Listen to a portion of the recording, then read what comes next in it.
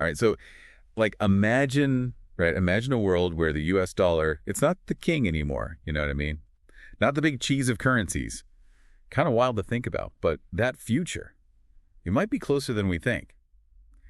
Welcome to the Deep Dive, and today we're going deep, really deep into this like potential earthquake happening in global finance.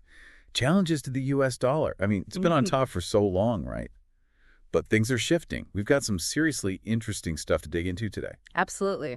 We've got this article from Union Rayo, and it's making some waves, talking about 11 countries, 11, that are apparently planning to ditch the dollar. Ditch the dollar. Wow. Yeah, and then we've got this foreign affairs piece, really thought-provoking, arguing that, get this, Trump's policies could actually be what ends up knocking the dollar off its throne. Okay, now that's a twist I wasn't expecting. Right. And then to top it off, Financial Times has this piece featuring Deutsche Bank. They're analyzing this whole rapidly de-dollarizing market thing and their take.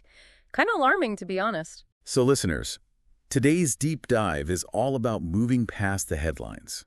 You know, we're going beyond the surface and getting into the nitty-gritty, the real reasons why the dollar's position is looking kind of shaky these days. We're giving you the inside scoop, the knowledge you need to understand what these developments could mean for, well, the entire global economy. Exactly. We're going to break down the specific moves some countries are making, look at how U.S. economic policies, even those seemingly unrelated, might be contributing to this whole de-dollarization trend, and then examine those signals, those sometimes subtle but super important hints that are flashing in the global markets. It's like a detective story almost. Hey. So we'll connect the dots, piece it all together for you. We're going to start with some news out of Eastern Europe, and this one's a bit of a head-scratcher. Yeah, so this Union Rayo article, it's highlighting this announcement that, get this, 11 former Soviet republics, we're talking Armenia, Azerbaijan, Belarus, Kazakhstan, Kyrgyzstan, Moldova, Russia, Tajikistan, Turkmenistan, Uzbekistan, and Ukraine. They're all supposedly aiming to stop using the US dollar, like, within their own territories by 2025. That's a pretty big deal, right? 11 countries all at once. That's definitely eye-catching. Yeah. I mean, what's the thinking there? What's driving this? Well, according to the article, they're mainly looking to boost their local currencies, make them stronger. They want more economic independence, more control over their own destinies. And, well, I think it's pretty clear they're also aiming to reduce the influence the U.S. has on their economies. Right, because if you're relying on another country's currency, you're kind of tied to their economic policies, their decisions. Exactly. And it looks like Russia's move away from the dollar back in 2018 after those sanctions hit has been a bit of an inspiration for these countries. But honestly, can they really pull this off? I mean, to completely detach from the dollar, given all their existing trade relationships and stuff, it's a massive undertaking. Yeah, good point. Plus, so much of global finance is built around the dollar. It's like the default setting. Right. And Union Rayo calls this a symbolic blow to, global hegemony. They say it could be the first domino to fall, setting off a chain reaction of countries moving away from the dollar. And these countries, they're not just sitting around, they're actively seeking out new trade deals, forming alliances, all with the goal of relying less and less on the dollar. Wow. So it's a gradual shift then. They're not just flipping a switch overnight. That's what it seems like. According to Union Rayo, the plan is to transition gradually throughout 2025, giving businesses and financial institutions time to adjust. It's a long game, for sure, but this coordinated effort, it definitely signals a move towards a world where the dollar isn't the only game in town. Okay, so we've got these countries taking direct action, making a statement. But the foreign affairs piece throws another wrench into the works. They're suggesting that the U.S. might actually be shooting itself in the foot, contributing to this whole de-dollarization trend through its own policies. Yeah, it's kind of ironic, right? So they're arguing that President Trump's approach as weaponization of U.S. economic power, as they put it, is the biggest threat to the dollar's dominance in decades. They point to the tariffs, the whole trade war thing, especially those imposed on close allies like Canada and Mexico, and the increased pressure on Iran. They're saying these actions are backfiring big time. Okay, I'm following. But how do tariffs, which are about trade, affect the dollar, which is about currency? Because it all comes down to trust and stability. Foreign Affairs argues that these tariffs, they're not just about trade squabbles. They're sending a message that the U.S. isn't a reliable partner, that it can't be counted on to play by the rules. And if countries can't depend on stable trade relationships with the U.S., why would they need to rely on the dollar? So it undermines the whole foundation of why the dollar is so widely used in the first place. Exactly. And then there's the geopolitical angle. Imposing higher tariffs on allies than on, say, rivals like Russia, it sends a mixed message. Traditionally, countries tend to hold reserves in the currencies of their friends, their partners. So alienating those allies could push them to look for other trade and financial partnerships, reducing their reliance on the dollar even more. And let's not forget about sanctions. Foreign Affairs suggests that if there's a second Trump administration, we could see even more sanctions, used more aggressively. Right, and that's a huge factor. We saw what happened with Russia in 2018.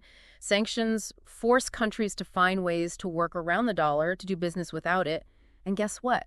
That makes alternative systems like China's CIPS, which is specifically designed to handle international transactions in yuan, suddenly much more attractive. So the U.S. is inadvertently pushing countries towards these alternatives. It seems that way.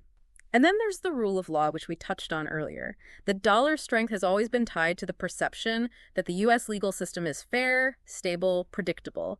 But Foreign Affairs argues that if Trump's actions are seen as undermining that rule of law, it weakens a key advantage the U.S. has. And suddenly the drawbacks of using, say, the Chinese yuan don't seem so bad in comparison. Okay, so the bedrock of trust is eroding. And that's a big problem for the dollar. Now, let's zoom out a bit and look at the bigger picture. What are the financial markets telling us? What's Deutsche Bank seeing that's got them so worried? Their analysis, which was featured in the Financial Times, is pretty stark. They're talking about a potential simultaneous collapse in the value of all major U.S. asset stocks, the dollar itself, even U.S. Treasury bonds. This kind of synchronized movement across different asset classes, it's pretty rare, and it's definitely a red flag. Red flag in what sense? What's so unusual about it? Because, wouldn't you expect investors to flock to the dollar and U.S. Treasuries when things get shady, like a safe haven? You would think so, right? But Deutsche Bank's analysis is saying, no, investors are actually selling off U.S. assets across the board. They're not seeing the U.S. as a safe bet anymore. That suggests a pretty deep loss of confidence, not just in specific investments, but in the whole U.S. economic landscape. So instead of running towards the dollar, they're running away from it. Exactly. They're reducing their exposure to the U.S., to the dollar, however they can. And one of the guys at Deutsche Bank, George Saravelos, he points out that this simultaneous collapse is especially weird because usually during a crisis, these assets move in opposite directions. Like stocks go down, but investors pile into treasuries and the dollar because they're seen as safer. The fact that they're all dropping together points to a deeper unease about the U.S. economy. Okay, so what's causing this loss of confidence, according to Deutsche Bank? They believe it's the U.S. administration's policies, plain and simple. They're saying these policies, especially the potential for the U.S. to use its control over the dollar as a weapon through sanctions and stuff, are making international investors nervous. They don't want to be caught holding a bunch of U.S. assets if things go south. So they're hedging their bets, diversifying away from the dollar. Exactly. And Deutsche Bank even points to specific concerns, like those trade talks with Japan and South Korea. Apparently, the U.S. is pushing them to adjust their currency exchange rates, which could lead them to sell off some of their U.S. Treasury holdings.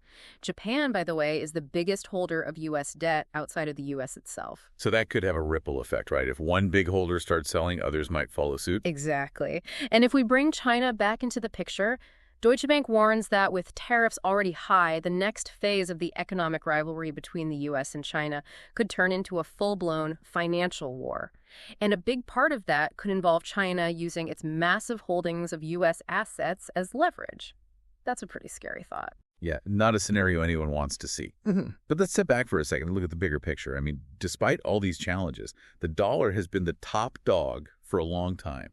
It's been the dominant global currency since World War II. What are the reasons behind that staying power? And why can't another currency just step in and take over?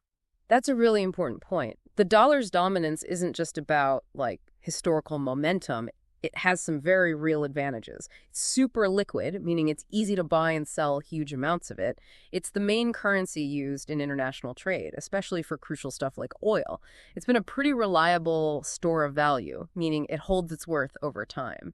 And this is all backed up by deep, well-established financial markets in the U.S., a strong legal system, and a history of relatively stable inflation.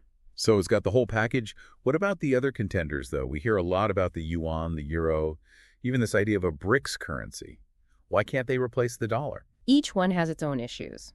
The yuan, while it's gaining influence, is still part of a financial system that's tightly controlled by the Chinese government. It's not as open and free as the U.S. system. The euro, although it's the closest rival to the dollar, doesn't have a fully unified economic backing. The Eurozone countries aren't completely on the same page fiscally, and there are always geopolitical risks in Europe. As for a BRICS currency, it's an interesting idea, but the BRICS countries, Brazil, Russia, India, China, and South Africa, they don't have a shared economic framework, and their priorities often clash. They're not really in a position to create a unified currency that could challenge the dollar. So it's not like there's a ready-made replacement waiting in the wings. But let's say the dollar does start to slip, its dominance fades. What happens then? What are the potential consequences, and how could the U.S. and the rest of the world respond? A weaker dollar would have some pretty major, mostly negative effects. We could see slower global economic growth, higher costs for doing business across borders, international trade becoming more complicated, and ultimately, people's living standards could decline around the world. For the U.S. specifically, it would mean higher interest rates on our debt, and our ability to use sanctions as a tool would be weakened. And Deutsche Bank mentioned the possibility of the Federal Reserve stepping in, right? Yeah, they suggest that if the U.S. Treasury market gets too volatile, too unstable, the Fed might have to intervene by buying up Treasury bonds to try to calm things down. They compare it to what the Bank of England did in 2022 when the UK bond market went haywire. But that's just a temporary fix, right? That's what Deutsche Bank thinks. They argue that while the Fed could provide some short-term relief, the root causes of this shift, the U.S. administration's policies, would need to change for there to be any real lasting stabilization of the markets and the dollar's role in the world. So to sum it all up for our listeners, we're seeing a bunch of different forces converging right now. Countries actively moving away from the dollar, U.S. policies that seem to be unintentionally undermining the dollar's strength, and these warning signs flashing in the global financial markets. It all adds up to a serious challenge to the dollar's long-held dominance. Whether it actually loses its top spot is still an open question, but one thing's for sure. The world of global finance is changing, and it's changing fast. And that brings us to a question for you, our listeners. Given everything we've discussed today, what do you think the future holds for the U.S. dollar? Will it remain the king of currencies, or will something else take its place?